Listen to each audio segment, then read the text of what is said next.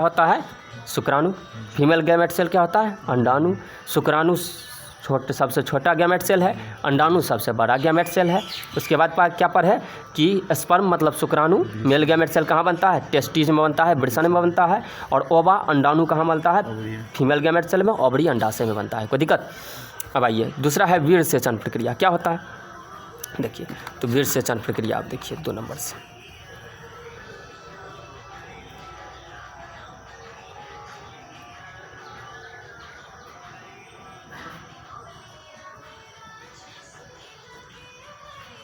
देखिए वीर्य सेचन प्रक्रिया क्या है,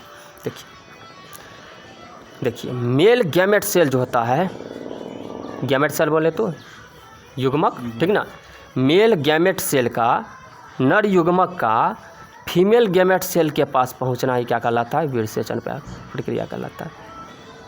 फीमेल गैमेट सेल के पास पहुंचना ही क्या कहलाता है, वीर्य सेचन प्रक्रिया कहलाता है। ठीक है, मेल गैमेट सेल का नर युग्मक का मादा युग्मक के पास पहुंचना ही क्या होता है, वीर्य सेचन प्रक्रिया कहलाता है। कोई दिक्कत नहीं ना। चलिए अब एक आता है निषेचन।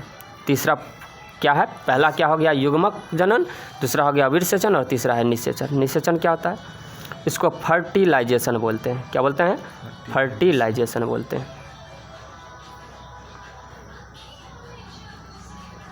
फर्टिलाइजेशन बोलते हैं। क्या होता है देखिए, तो स्पर्म क्या है, स्पर्म बताओ, स्पर्म का ओवा के साथ मिलना, स्पर्म का ओवा के साथ मिलना। स्पर्म क्या बताए, क्या है ये, शुक्राणु है। शुक्राणु किसको कहते हैं, तो नर जनन कोशिका। शुक्राणु क्या है, नर जनन कोशिका।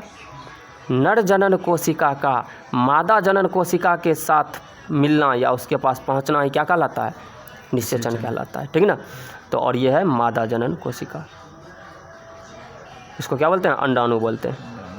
क्या बोलते हैं, अंडाणु बोलते हैं। ठीक है, तो निषेचन क्या होता है, तो स्पर्म का ओवा के साथ मिलता है। ठीक है, अच्छा स्पर्म जब ओवा के साथ मिलता है तो जाइगोट बनाता है, क्योंकि स्पर्म का ओवा के साथ मिलना उसके तक पहुंचना क्या करता है, वीर्य सेचन प्रक्रिया कहलाता है। तो वीर्य सेचन और निषेचन में तो कोई अंतर ही नहीं रहेगा। तो जब स्पर्म और ओवा मतलब शुक्राणु और अंडाणु मिलके जाइगोट बनाते हैं, क्या बनाते हैं, जाइगोट बनाते हैं। मतलब हिंदी में इसको क्या बोलते हैं, युग्मनज। क्या बोलते हैं, युग्मनज। जब स्पर्म और ओवा एक साथ मिलकर जाइगोट मतलब युग्मनज का निर्माण करते हैं तो यह प्रक्रिया क्या कहलाती है, निषेचन कहलाती है। क्या कहलाती है, निषेचन कहलाती है। कोई दिक्कत। जब स्पर्म ओवा के साथ मिलकर जाइगोट बनता है तो उसको क्या बोलते हैं, निषेचन बोलते हैं। ठीक है, युग्मनज बनता है। तो कोई दिक्कत। अच्छा इतना तक तो नहीं दिक्कत।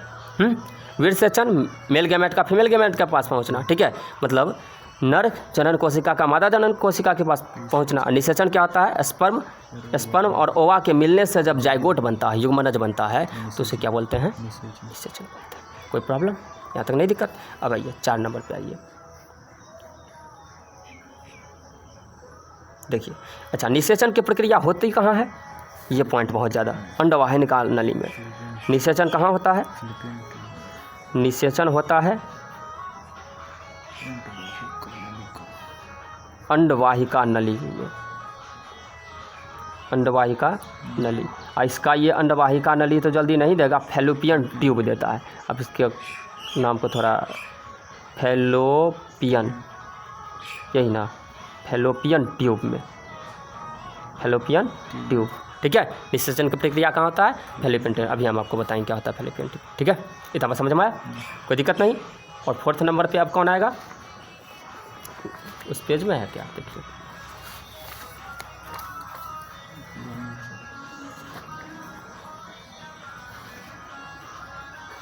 जीन हो गया 4th।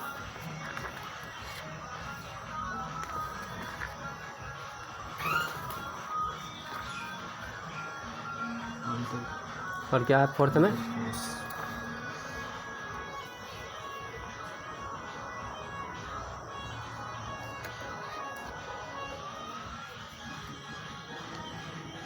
देखिए अब है इम्प्लांटेशन। 4th में क्या है, इम्प्लांटेशन। देखिए इम्प्लांटेशन क्या होता है, अंतर, इसको वही ध्यान रखिए, इम्प्लांटेशन। इम्प्लांटेशन ठीक है, इसको बोलते हैं अंतरपोर्सा।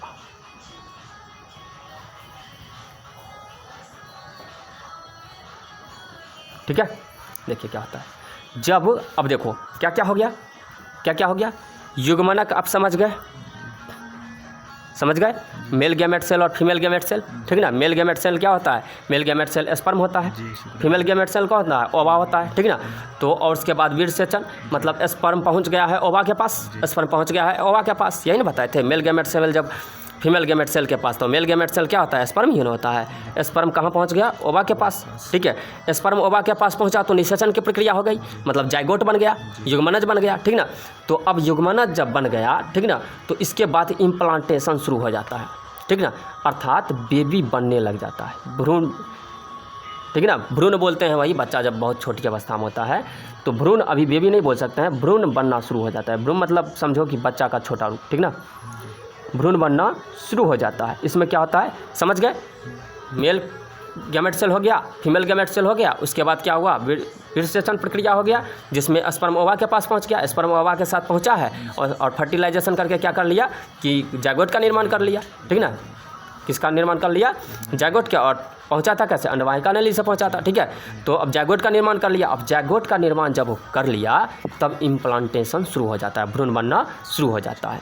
तब क्या होता है, भ्रूण में फिर सेल बनता है, ठीक है, सेल के बाद टिश्यू बनता है, और उसके बाद क्या होता है, ऑर्गन बनता है, ठीक है। और इसके बाद क्या होता है, ऑर्गन जब बन गया तब तक वो जनरली 9 मंथ का टाइम ले लेता है, ठीक ना। ऑर्गन बनते बनते, परिपक्व बनते बनते 9 मंथ का टाइम ले लेता है, ठीक है। और 9 मंथ का टाइम लेने के बाद वो बाहर आ जाता है, ठीक है। बाहर कैसे आता है वो तो हम आपको फीमेल रिप्रोडक्शन में पढ़ाएंगे, ठीक है।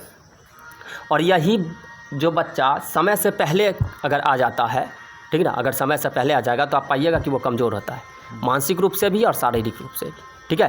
क्योंकि ये सब जो होता है वो परिपक्व नहीं हो पाता है, ठीक ना, उसका बॉडी होता है परिपक्व नहीं हो पाता है, ठीक है। हाँ, देखिए अब क्या होता है कि ये जो एक उत्तक का नाम आपको ध्यान रखना है, उसका नाम है प्लेसेटा उत्तक। क्या नाम है, प्लेसेटा उत्तक। यह क्या होता है, यही वह उत्तक है जिससे मदर अपनी बेबी को, मदर जो होता है बेबी को पोषण देती है, बेबी को पोषण देती है। बताओ कि अगर पोषण नहीं मिलेगा तो बेबी डेवलप नहीं कर पाएगा, नहीं कर पाएगा, तो पोषण तो उसको मिल रहा है अंदर में। कहते हैं ना कि मतलब आप उस स्थिति में कहते हैं कि मतलब कुछ अलट पलट चीज़ नहीं खाने के लिए, ठीक ना, कुछ नहीं उठाने के लिए, ठीक ना। तो वो क्यों, क्योंकि ये जो प्लेसेटा जो टिश्यू होता है वो उससे डायरेक्ट जुड़ा होता है, ठीक ना, जो उसको क्या करता है कि जो क्या करता है कि पोषण देता है, जो मदर लेती है, जो भोजन करती है, ठीक ना, उससे यही, और यही प्लेसेटा उत्तक है जो माता से जुड़ा होता है और बेबी को क्या करता है कि न्यूट्रिशन देता है। तो वहाँ जो पदार्थ जाएगा वो सीधा बेबी के पास जाएगा, ठीक है, समझ में आया। तो अगर वहाँ हार्मफुल है तो यहाँ भी हार्मफुल हो जाएगा, ठीक है, कोई दिक्कत।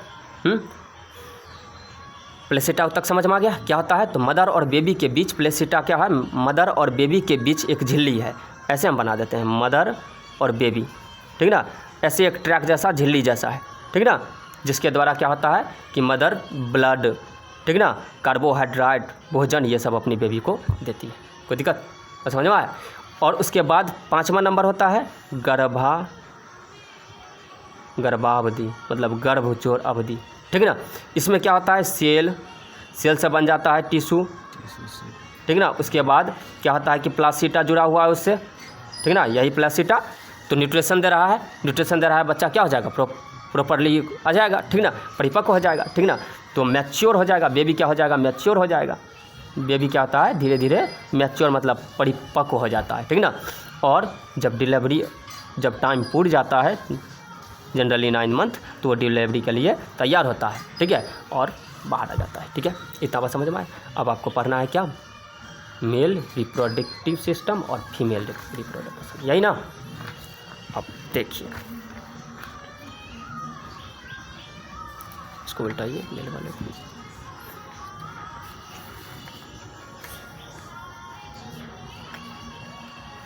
ये तो वापस आ गए हैं, फीमेल है ना, यही है। इससे पहले इसको उल्टाइए, देखिए अब यहाँ बहुत ध्यान से देखिए, देखिए अब इस चित्र को, एक बार इस चित्र को देखिए, क्योंकि नामांकन आपको आना चाहिए, आप अच्छा से समझ पाएंगे।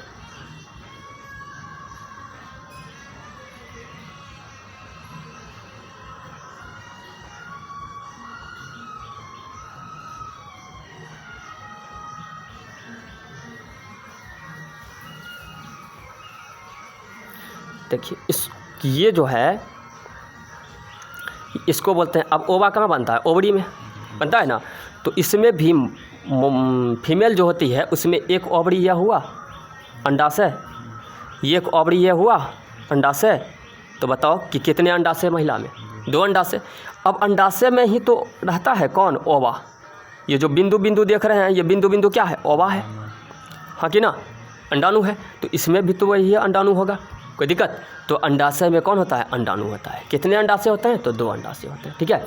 अब देखिए ये वाला जो आपको पोर्शन दिख रहा है, ठीक ना, यही होता है फैलोपियन ट्यूब। क्या होता है, फैलोपियन ट्यूब बोलते हैं इसको, अंडवाहिका नली बोलते हैं, ठीक है, ठीक, क्या बोलते हैं, अंडवाहिका नली बोलते हैं। अब देखिए ये होता है जेनेटिकल ट्रैक। क्या होता है, जेनेटिकल ट्रैक, इंग्लिश में ही आपको इसका नाम ध्यान रखना होगा, लिख दे रहे हैं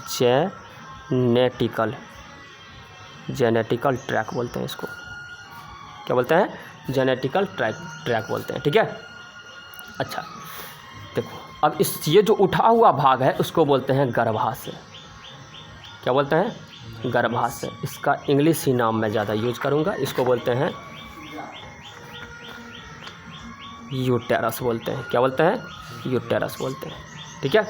अब देखिए ये, इसके पीछे क्या होता है कि एक झिल्ली नुमा परत होता है, ठीक है ना, जिसको बोलते हैं एंडोमेट्रियम